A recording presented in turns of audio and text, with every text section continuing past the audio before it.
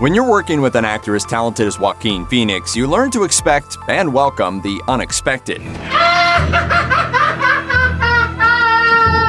In a wide-ranging interview with Slash Film, Joker cinematographer Lawrence Sher offered some insights into one of the film's most intriguing scenes. Basically, no one knew it was coming. We're going to be discussing a few important plot points here, so consider yourself warned. If you haven't seen Joker yet, there's going to be a handful of potential spoilers ahead.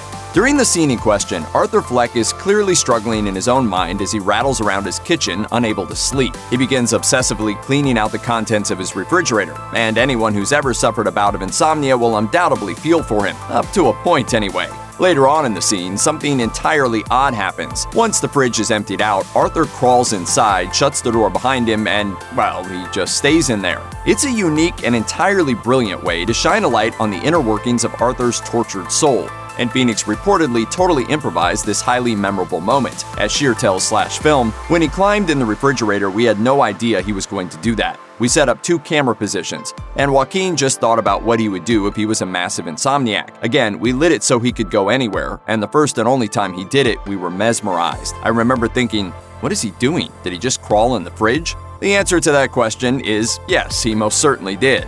And of course, the shot was so utterly bizarre it remained in the final cut of the film. Phoenix was given a massive amount of creative freedom as he developed his interpretation of the character, and that creative freedom proved to be the key to Joker's success. Sher says his biggest fear while shooting was inadvertently interfering with the actor's process. In fact, during the early days of Joker's shoot, Sher confessed he was rather intimidated by Phoenix. And really, who wouldn't be?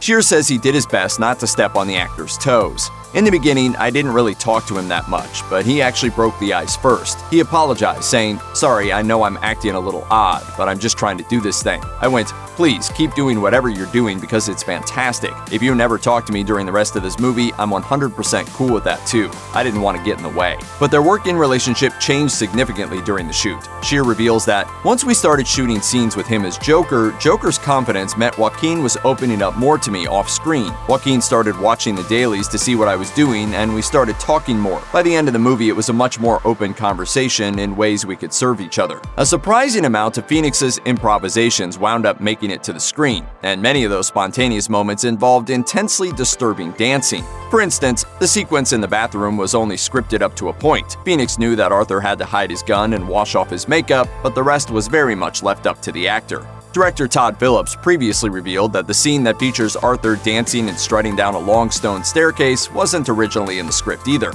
The memorable moments came about as Phoenix found new ways to demonstrate the evolution or devolution of his character. As Sher explains, "We just let it happen," which became a major part of how we did a lot of things. Well, it was clearly a winning strategy. As Entertainment Weekly reported on October 25, 2019, Joker is now the highest-grossing R-rated film of all time. It seems like great things happen when you stand back and let Joaquin Phoenix work his magic, his creepy, creepy magic.